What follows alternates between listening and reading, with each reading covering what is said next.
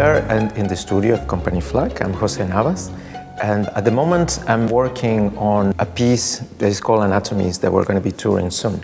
And this piece comes as part of sort of a trilogy that I have in my work that started with Portable Dances, continue with Anatomies, and then the last piece who was premiered months ago that is called S.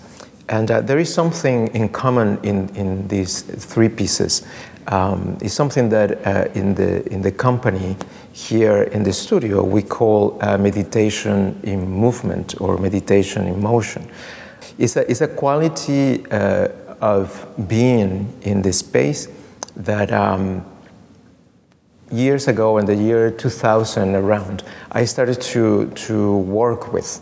The idea, I guess for most of my group pieces, always starts with a solo work.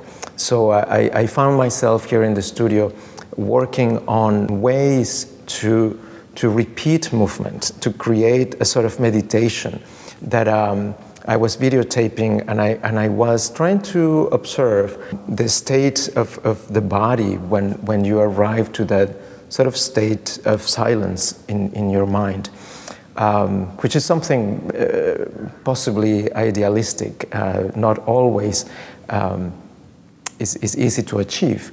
But what happens is when you start to touch a little bit of that silence in your mind, your body reacts in a very specific way, and it becomes very intimate. It becomes very close to its own alignment.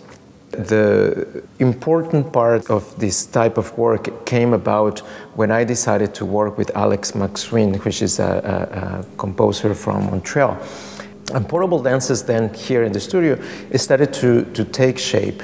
And we started to work with the premise of having a piece that didn't have anything on the stage, no set, very simple costume, and the music of MacSween was based on the sound of the voices of the dancers. So what he did was to stretch those sounds, which became sort of like a hum and like humming in the space.